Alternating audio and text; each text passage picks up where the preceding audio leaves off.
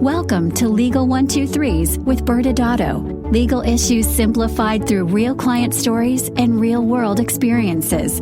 Creating simplicity in 3, 2, 1. Welcome back to Season 2 of the Legal 123s with ByrdAdatto. I'm your host, ByrdAdatto, with my co-host, Michael Byrd. Thanks, Brad. As a business and healthcare law firm, we meet a lot of interesting people and learn their amazing stories. In today's episode, we're going to talk with a friend of ours on one of the biggest risks to a medical practice, patients. Brad, the title of the episode is Patients, Practice Lifeblood or Practice Threat? Do you know which one it is? Yes. Yeah, both, right? Yeah. It reminds me of the viral internet dress from a few years ago. People would almost throw down over whether the dress was black and royal blue or white and gold. I think your viewpoint dictates everything. Just so you know, I'm in camp black and blue. All right, well, let's go back to the question. Is the patient lifeblood or threat? And I think it unfortunately depends.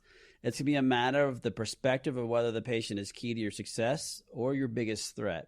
But I think our guest might have some thoughts on these questions, but before we introduce our guest, I have some random questions for you, Michael. Do you know how many doctors are in the U.S.? No.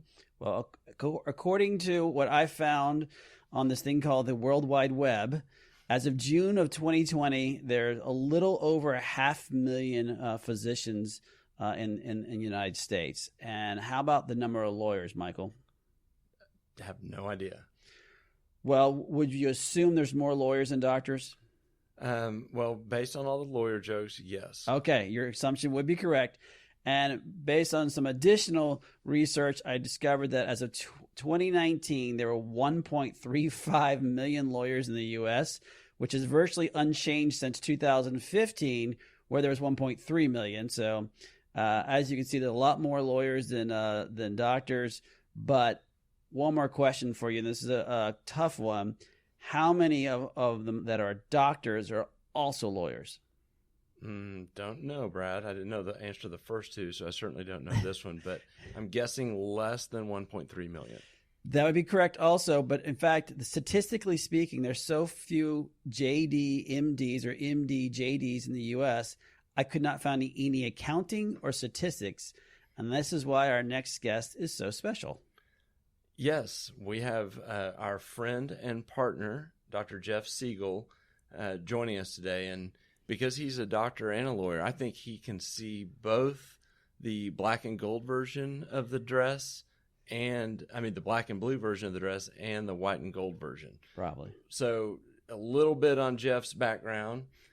Jeff is a partner here at ByrdAdatto. He's an attorney licensed in the state of California. He went to medical school at the Baylor College of Medicine in Texas. He's a neurosurgeon. Most important for everyone to know is that he graduated from the University of Texas in Austin, undergrad, Hookham. And he is the founder of Medical Justice and eMerit. On a personal level, his wife of many years through many of Jeff's adventures is Shelley. He has Josh and Jordan, twins. And Jeff is a avid cyclist, scuba diver, and climber. And Brad and I can attest to this, owner of many incredible stories.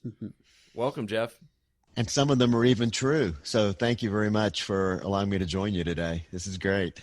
Awesome. Well, we're really glad you're here. And the idea of, the impact of a patient to a practice is so important because it is such a risk, yet you can't have a medical practice without them. So we look forward to diving in with you. And, one thing, obviously, with your educational background, you clearly have a passion for education.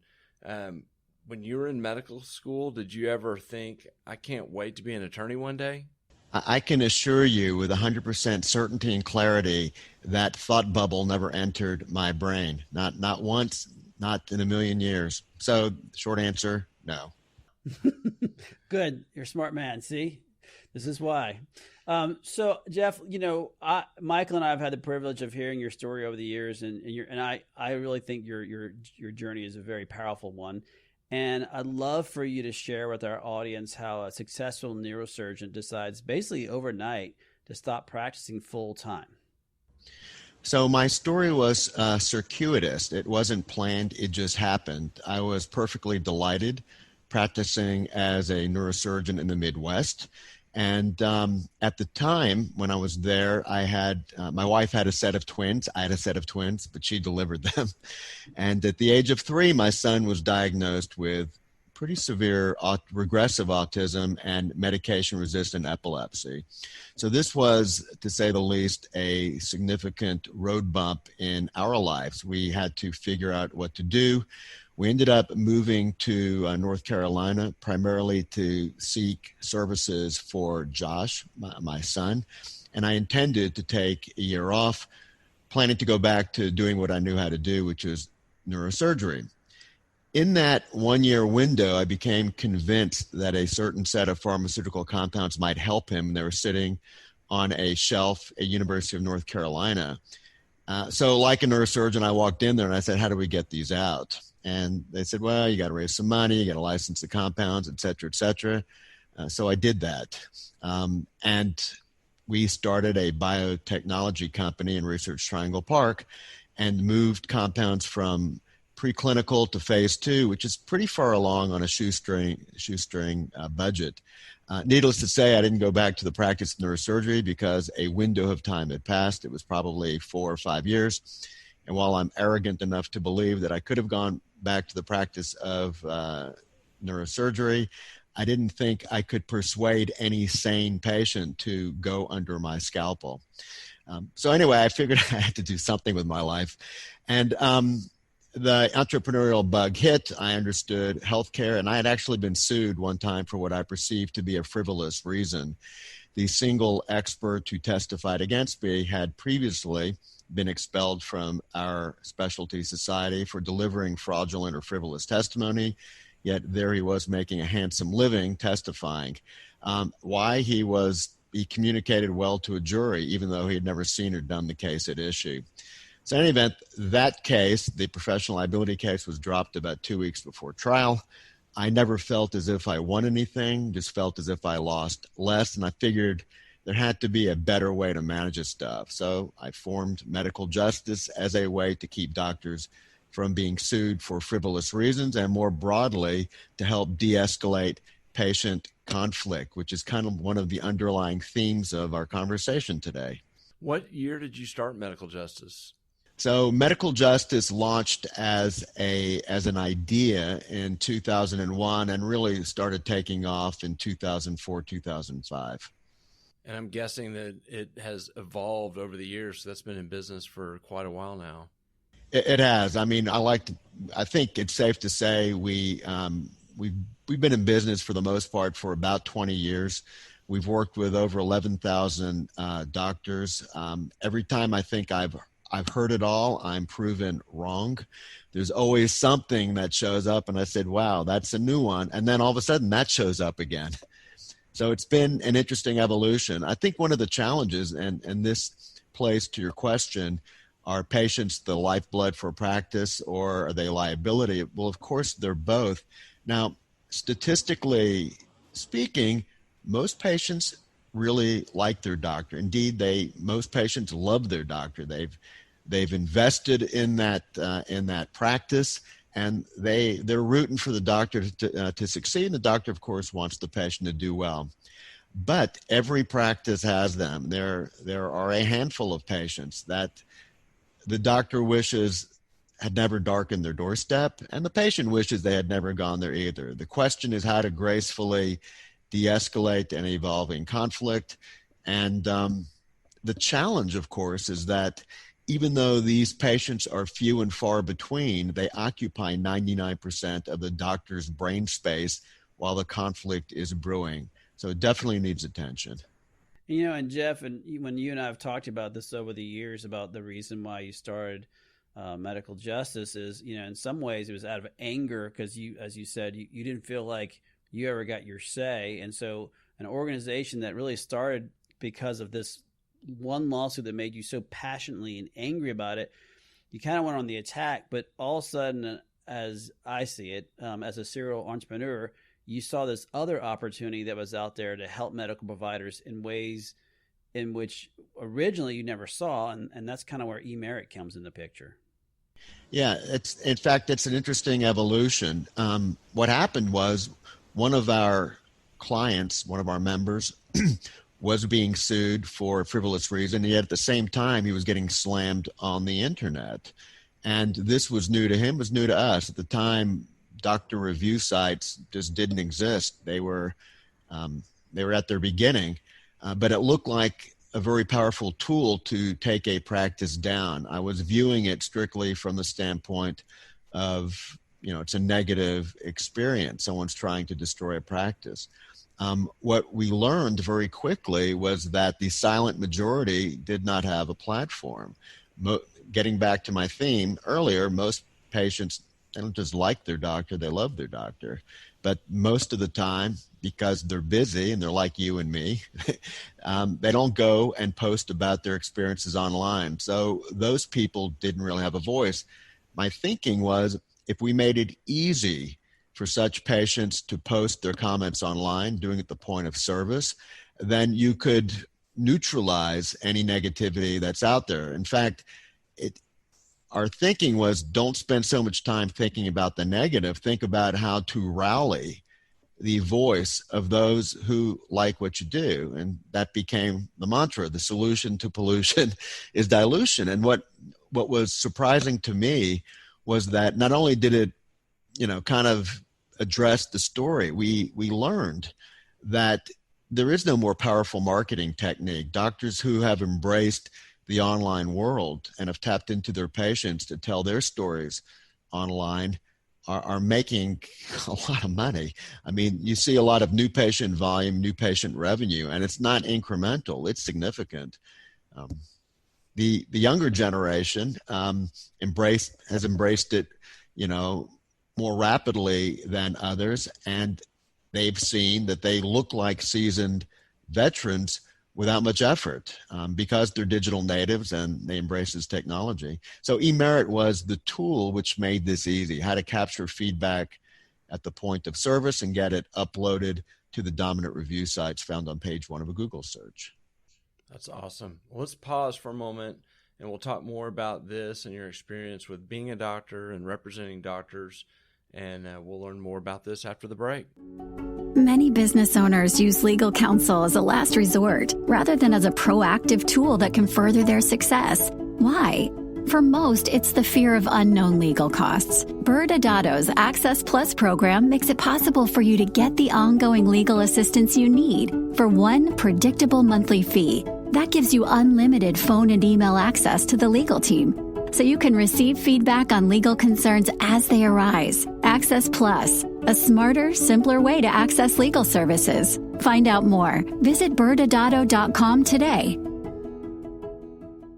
Welcome back. Jeff, you just gave this incredible story of this being a passion, and your passion being that here you were helping patients, but then basically overnight, your son Josh became the number one patient in your life.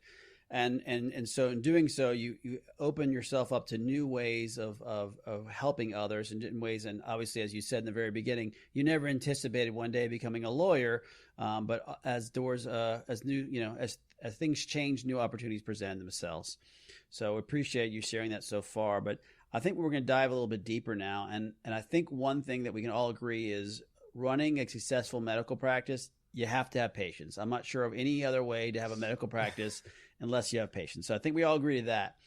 But Jeff, would you agree that the patients can be the biggest risk to a medical practice? There's no doubt. I mean, the two big sources of risk to a practice will be employees or patients. But because you see so many more patients than employees, and you live and work with employees over time, you can certainly feel them out and see how they work over time. It's a numbers game. If you are a busy practice and you see 500 to 2,000 patients a year, as well as you believe you can screen all patients, you just can't. Every practice gets them. And early in your career, you're more likely to bring into your practice someone who makes your life miserable. Let me give you the clue. It's oh, I've been to 3 other doctors before you, and they were just butchers. They tore me apart, but I've heard so many wonderful things about you, Dr. Segal. I'm certain you can help me. And of course, in my brain, I'm thinking, of course I can help you. I'm so much better than all these people, even though I have less experience and less wisdom, and I'm less arrogant. You've seen that play out over and over again. And over time, we all get wiser. But even when we get wiser, people still slip through the cracks, and it creates a headache for practice. I have this conversation virtually every day, certainly every week. And they say, I just didn't see it coming. Normally, I'm pretty good about screening for these patients. And we've certainly heard from practices, had I known about this particular patient, I would have paid them. I would have paid them out of my own pocket to stay away. Now, that doesn't define most of the practice, but when you have one of those people, it so consumes you that there's got to be a way out. And we've been working on multiple ways to de-escalate precisely those types of conflicts. They can't all be resolved, but you want to do your best to resolve them before people lawyer up. Because once people lawyer up, you've gone from 2 brains to 4 brains. And that's a much more challenging mix, much more volatile collection of emotions. I think that works in the practice of law as well. That same clue that when they start talking about how unhappy they were with the prior 2 lawyers, that we should have our antennas up. And it probably just comes down to they are going to have expectations that are very difficult, if not impossible, to meet. It's interesting. So we talk to physicians. They have the patient from hell, and they're going, God, I hope a lawyer doesn't take their case. The first thing I tell them is, as difficult as this patient is to you, they will be equally difficult to the attorney. Just imagine that relationship. Do you think it's going to get started? That generally does not cause relief when I tell them that. They're still freaking out. Yeah. Well, there's no short of opinions on how physicians should protect themselves from patients. And our theme for season 2 is thinking outside the box. And so what really draws us, well, we knew instantly, Jeff, that when we had this theme that you were going to be on, because that pretty much captures your entrepreneurial spirit. But specifically, your idea to create eMerit is such a great way to deal with these problem patients, and you're dealing with it in the inverse, which kind of goes back to your statement a few minutes ago. You said, the catchphrase, solution to pollution is dilution. But talk a little bit more about your observations on capturing the happy patients and getting their voice onto the online platform. Yeah, we even broaden it. We think you should be capturing the voice of all your patients. That way you can drive quality and customer service to where you want to be. Most doctors are type A. It's competitive. They want to be in the right hand of the bell curve. And the best way to do that is to ask your patients. Now, it's difficult to ask your patients, hey, how'd I do? But if you give them the survey that we have, and this survey can be customized, so you can ask any question you want, but it also asks the questions that are typically found in the doctor review sites, you get an unlimited amount of information you can use to drive quality. You can use it to push your employees to deliver better and better service, and you can find out sooner rather than later if someone is unhappy. Wouldn't it be better to find out someone is teetering on the edge of becoming a dissatisfied patient than waiting until they blast you online to the end of the universe? Yeah, sooner is better. So it's an early warning tool. It's also a way to take what you do and have your patients do the advertising for you. And then finally, the thing that's kind of interesting is that every doctor gets a negative review. There are no doctors that have no negative reviews. You just don't want a lot of them. But if you have an occasional negative review, that's better than having only positive reviews. I know that sounds counterintuitive, but it makes every other review, the positive review, look authentic, look credible. Now, when I go a step further and suggest that because that patient wrote you a negative review and because it makes all the other reviews look credible and authentic, you should write that patient a thank you note and send them some flowers, that usually falls on deaf ears. Most people are not saying that back to me. And that, I think that's perfect because, I love how we're talking about what you saw was a way of taking something that was negative, turning it into something positive, and then really finding ways to work with patients that were happy. And then every once in a while, as you said, there may be some unhappy patient that posts a negative review. But sometimes these patients go further. They get really negative. And not only do they post that negative review, but they go, to the medical boards. They end up filing lawsuits. And I know that something you've always been a part of is with medical justice is really coming up with strategies to help defend those practices. And we'd love to hear some of your thoughts and share some of your wisdom of the things that y'all have done over the years at medical justice. So we've blended those two together. Initially, medical justice and eMerit were separate divisions. They were two different hands. Now they work hand in glove with each other because reputation and de-escalating patient conflict really are different sides of the same coin. Anytime there's a potential crisis related to a doctor-patient conundrum, it typically manifests itself early online. I mean, that's usually the first way a doctor finds out about it if the patient's not complaining directly to the practice. The flip side's also true, is that if you're not engaged in the online world, you're missing out on so much of a marketing opportunity, and there's no reason to leave all that on the table. If you pay attention to this up front, it is the least expensive marketing tool that exists. So let me give you an example. If many people use Google pay-per-click campaigns, every month they have to refill the till. You keep having to put more cash into it. People click on the link, they go to your website. Every month is a new month. But with online reviews, they stay up there forever. So once you've captured that from a patient, you do need to replenish it on a regular basis, but not like an ad campaign. And plus, this is the authentic voice of the patient. It's social trust. Now, I came into this as a skeptic. I didn't believe, I personally wouldn't go to the internet to select a doctor. That was my thinking about a decade ago. But I've learned that I'm an outlier, that most people today are going to the internet. About 25% are selecting their doctor initially on the internet. And the rest, if they're referred to a doctor the traditional way, meaning a family member or a referring doctor, those patients, prospective patients, are still going to the internet to validate that doctor.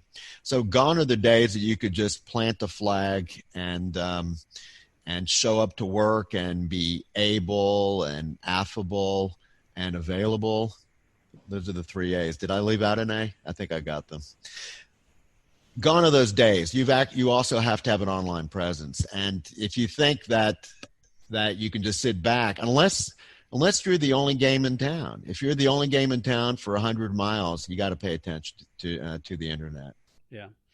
And just one follow-up question, I think, Jeff, and this is for our audience, and I know you've talked about this at length over the years, but one question we get hit with all the time, which is when someone does post that negative review, can I respond to them, and how do I respond to them? And I know that's something the audience is always asking. I know you have a really good answer for that.